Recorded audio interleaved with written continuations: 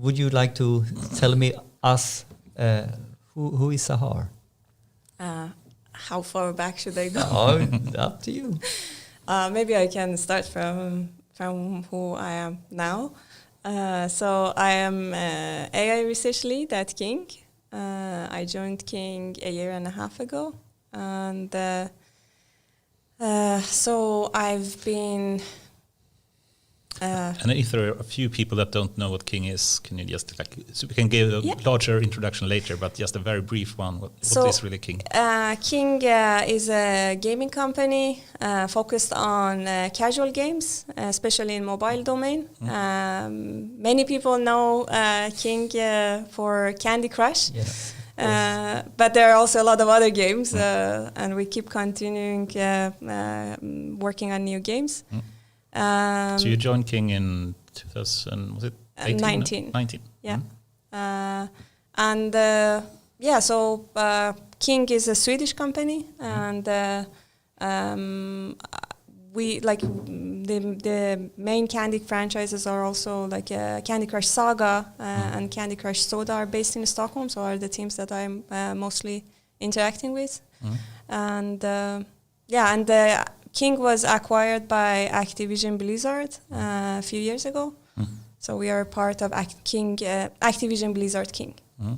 So before we go more into what King is doing and how AI works and how they use data and everything, just perhaps a bit more, what did you do before King as well? Okay, here's what I asked, how back I should go. So I've studied computer science. I'm originally from Iran. I did my bachelor and master in Iran in computer science. Moved for my PhD to Sweden, did my PhD in Applied Autonomous Sensor System Lab in Örebro. In the past 8 years and a half, I've been working in industry. So I first, back in 2012, started working in a startup, Oculus AI, working on computer vision and information retrieval. And then the company got acquired in 2013 by Meltwater, and I joined Meltwater. So we started the tech office in Stockholm. It was only sale and marketing back then in Stockholm.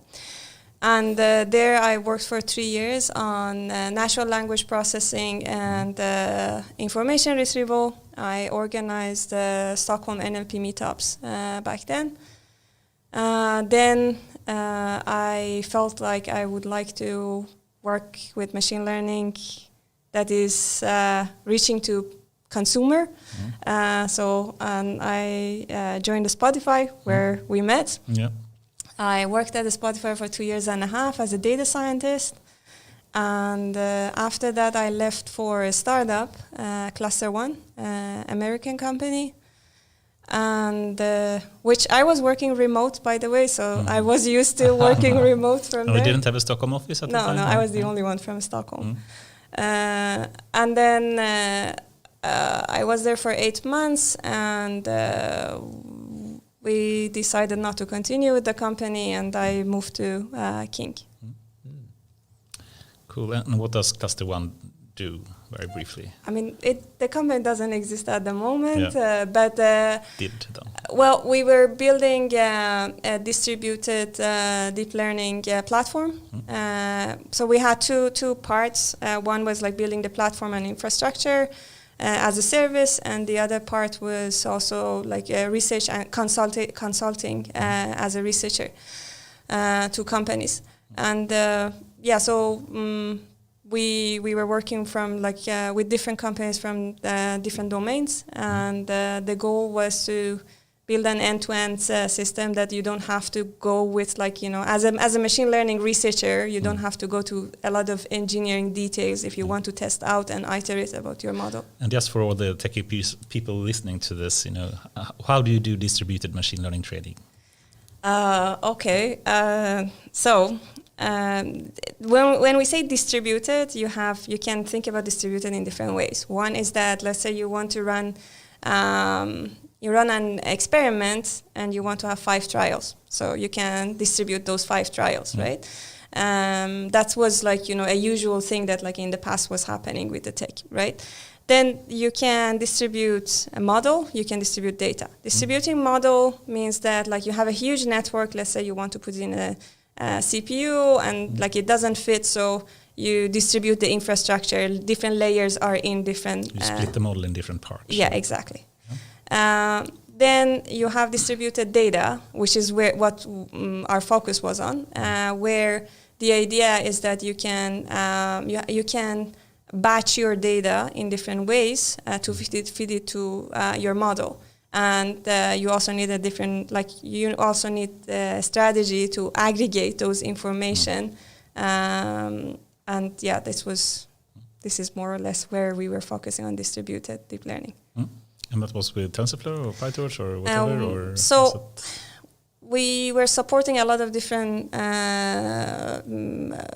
libraries and packages. So we were focused on TensorFlow, but we were using PyTorch, Keras. So back then, TensorFlow and Keras had more differences. Cafe, Chain. I'm missing one, but one more. So given today's situation with all the libraries, if someone wants to do distributed training, let's say let's say the normal data parallel thing instead, what would you recommend them to use? What do you think works the best today? You're asking tricky questions. I think first of all you need to see if you really need the distributed training because but King I guess does quite often, right? Yeah. Yes. I mean, when we get to research, yes, but not necessarily in production. You don't really need we don't have like a super complex model that requires, or we have enough resources that you don't need to do like distributed deep learning. But for most of the research that we do, we need that. So I think the common go-to is now GPU. And TensorFlow has good packages to just try out and do distributed training. I think is it that easy really? I think, okay, so that's what I wanted to say next. It's like, but the devil is in the details. Yeah. So the thing is that, at least in my experience, for instance, we worked with a company that they were benchmarking our platform and they said that, well, I'm using only one core and everything works better than when I'm using multiple cores. And we had to do a lot of research and like figuring out like, why. And what we learned is that like, the setup that they have, first of all, like you need to spend a lot of time of like about the nature of the problem you are trying to solve, nature of your data, the model that you are going to use. And then the other thing was that, so for instance, like the batch size is an important factor when you want to have a distributed deep learning. And that was not set properly. And a few other things. So like it's not, devil is in the detail, as you say. Yeah. I mean, trying it out is easy, I would say. It's tons of libraries and in like YouTube videos to just look and try out. But getting it right for like a production work, I would say it's we get to the details. So it sounds like Sahar is a very techie person as well and a data science expert, right? And before we move on, you have some other passions, right? Women in data science, I guess, is one. Yeah. Any other like passions that people don't know about you? Techie or non-techie? Non-techie is fine. Yeah. I think, I used to, I injured myself, so I'm not playing as much, but I used to play volleyball quite a lot. I still do. So we have a ball in our car that's every time, a volleyball ball that we just, So if we go somewhere that we can try, so I play volleyball a bit. That's my passion outside. If I get time, I used to do some calligraphy. Of course, also like reading some books, watching some series. You asked about techie things. I think I like to learn new things. Yeah. So I keep just like, exploring and trying out new things. I also have a passion for physics.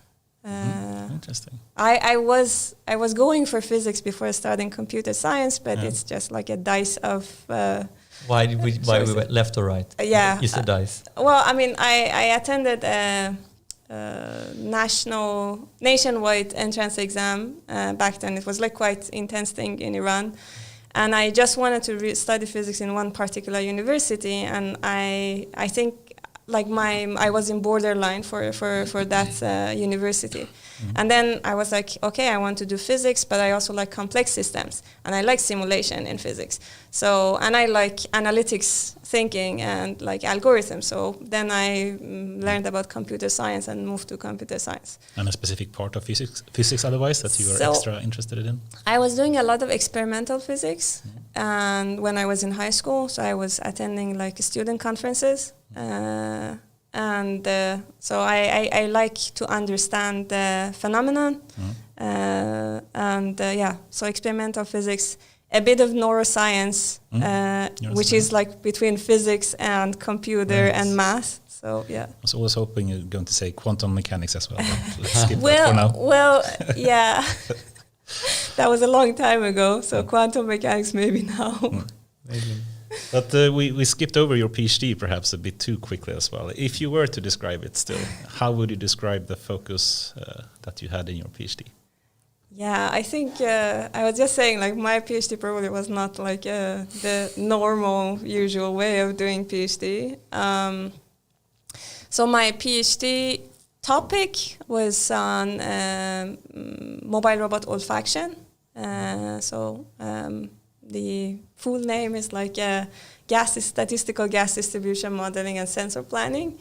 But if I want to explain it simple, this was part of an EU project where like a few universities and companies working together on gas distribution modelings and like decision making platforms for in case of like incidents that gas is involved. There I was applying machine learning to estimate gas distribution where the environment is dynamic, so you have like wind, for instance, and you have like a sparse measurements of gas, and then also planning where to acquire the next sample, which is the most informative one, given like the target that you have. For instance, if you want to know the source or if you want to know the concentration, you might have a different strategy. So you do a multi-objective optimization. Yeah, and connected perhaps to active learning or finding the next point to train. Yeah, I think back then I didn't think of I didn't know the name of active learning, but I think it's connected. But talking about my journey of PhD. Yeah, please. So I started in 2009 doing my PhD, and so my funding was a 3 years funding. So back then PhD in Sweden was 3 years planned. For a period. Yeah, for licentiate, you mean? No, for a period. So in UK, in Netherlands, in France still does that. So it was an EU thing. A lot of fundings were planned for 3 years. Yeah, but the normal Swedish one is not, right? So back then in Örebro was 3 years. In, for instance, KTH was 4 years. Yeah. I think around 2012 or 13 this changed. So now it's like 4 years, and then you have 20% of teaching. So back then was 3 years and 20% of teaching. Sounds a bit strange to me, but okay, I'll leave it at that. But so you had your courses from your master that was counted. So you didn't take the 1 year of. I see. You can include some of the masterwork. Exactly. So my funding was finished after 3 years, and I was like, okay, I don't think what I have is enough. You are never satisfied with what you have, right? So and then I was like, okay, maybe I need to start working, and while working, I will finish my PhD. And then I started working, and then you have this ramping up times of working, and then you get to know your work and new things. Then moved to the next company, and I was never happy with this is. I feel like I need to do more and more. So it took me, I think, a couple of years to get in peace with myself. That listen, this is enough. And it was maybe because also a paper that we submitted during so I was doing my work and I was also writing my papers and so on. So I got very good positive feedbacks on the paper. I was like, oh, this is really enough. So and I finished 2017. So so it was not a smooth journey. But the you last worked year. during the time, Interesting so because that's normal, I guess. it shows also there are different ways of doing a PhD. Yeah, exactly. That you don't, straight out of school in parallel when you're working. Yeah. So I think all ways are good. Yeah. But you had some really popular papers as well. I think one of the top one is this Kavosh paper, or is that's from my master's studies.